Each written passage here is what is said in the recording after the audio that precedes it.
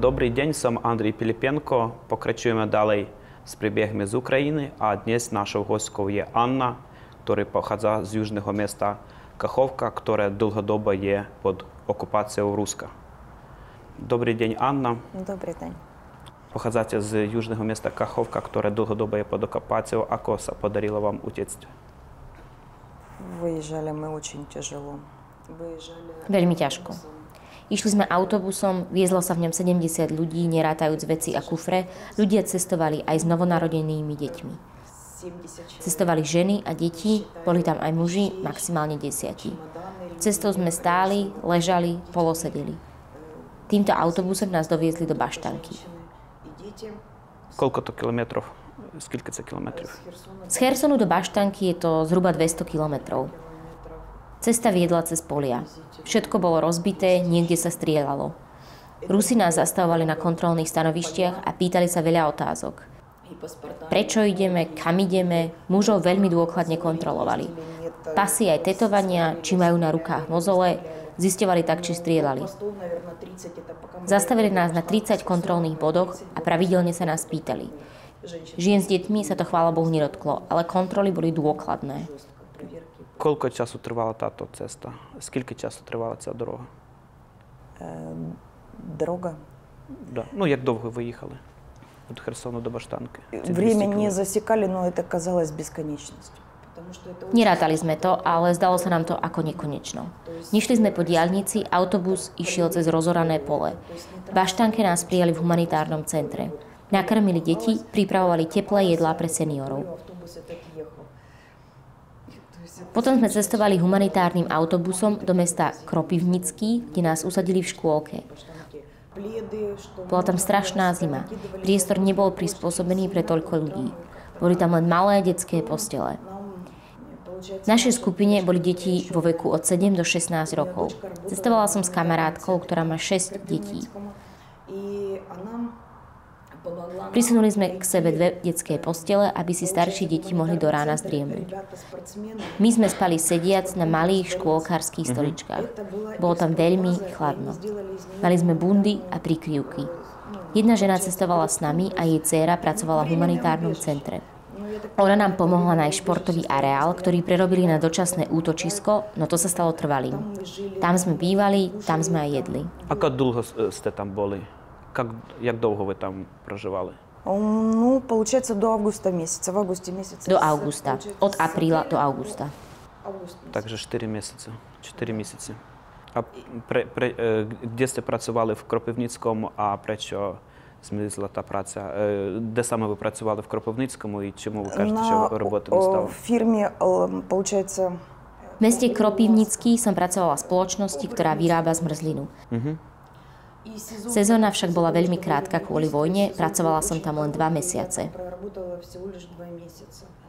Ak môžem sa spýtať, aká bola výplata? Якщо можу запитати, яка була 10 000 hrivien. Keď som dostala v auguste 10 000 hrivien, bolo to veľmi málo peňazí. А що sa týka цен, ak porovnáme ceny na Ukrajine v auguste a na Slovensku, či sú podobné alebo nejaký rozdiel? Я вам скажу, что даже коли я отримувала 10... Podľa mňa je Kropivnický najdrahšie mesto.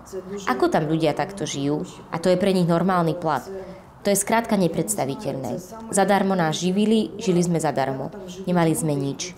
Jedlo nám dávali 2-krát, ráno a večer. Dieťa dostalo jedlo aj na obed. Išli sme aj do obchodu, aby sme si niečo kúpili, no za jeden nákup sme platili 500-600 hrivien. Kúpili sme polotovary, sem tam klobásu, no nemali sme kde variť. Pochopila som, že potrebujem čo najrýchlejšie ísť niekam, kde je práca. Pretože takto je nemožné žiť. Leto sa skončilo veľmi rýchlo a bolo sa treba obliecť, obuť a ísť do školy. Prečo ste rozhodli prísť presne na Slovensko? А на Словаччину в мене... Manžel mojej kamarátky tu žije už 3 alebo 4 roky. Ona tiež prišla, aj ona pochádza z Kachovky. Keď som jej volala, povedala: Aňa, poď, netrp. Príď sem, je tu práca, všetko ti nájdeme. Hneď ako som prišla, dostala som prácu cez agentúru. Veľmi rada tam pracujem. Je to ťažké, nezvyčajné, ale všetko je možné. Анна, відповідали сте ми по-русски. Вельми часто можемо почути в русській пропаганді, а й в Європейській Унії, а й на Україні, що руського прийшло з війну, аби захоронити животи про русскоговорячих людей. Так, чи стретли сте з нечим подобним ту в praxi?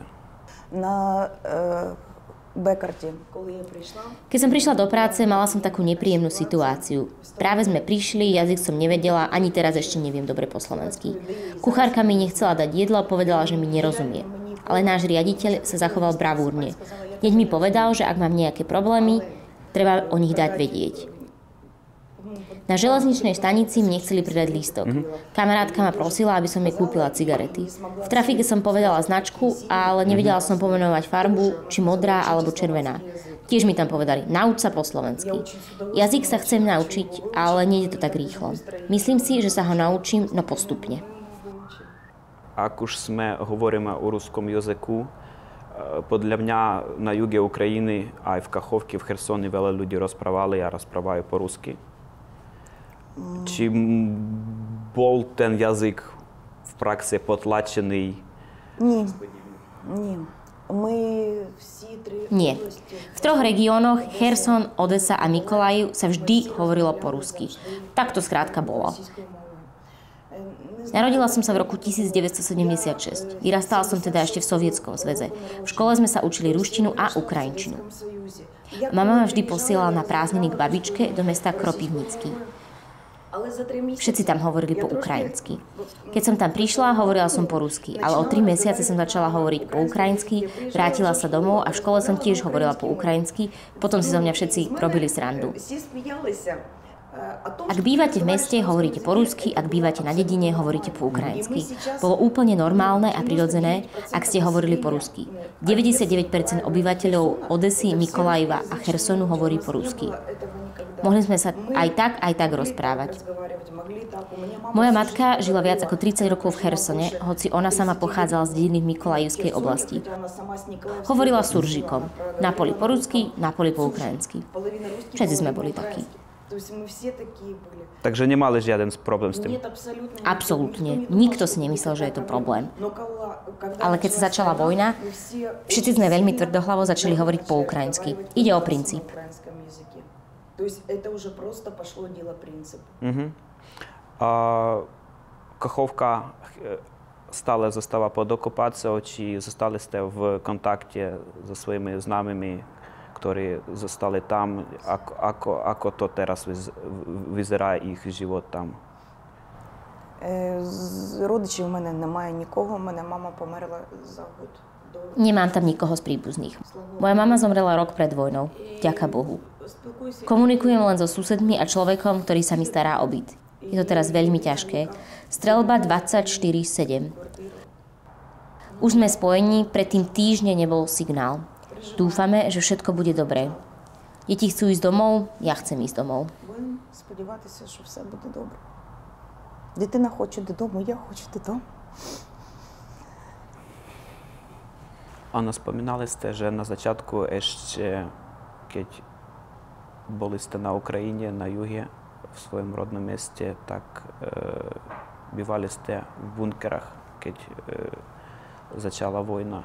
Ako to nechať svoj dom a ísť do pivnice? Я вам скажу, що це виглядає дуже страшно. Vyzerá hrozne. Bývala som v dome, ktorý postavila armáda a ktorý bol postavený aj s protileteckým krytom. Naša domovníčka povedala, že ho pripraví. Keď ho postavili, bolo v ňom všetko. Vetriace prielezy, sprcha, WC, bolo tam všetko potrebné. Ale za tie roky všetko ukradli. Z toaliet zostali len diery.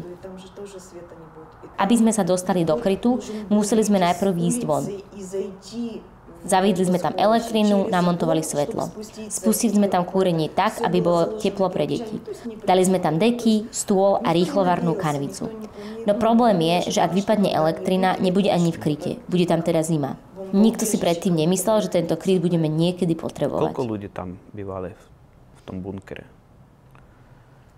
Скільки людей спускалося в те бомбосховище? Тільки з дітьми.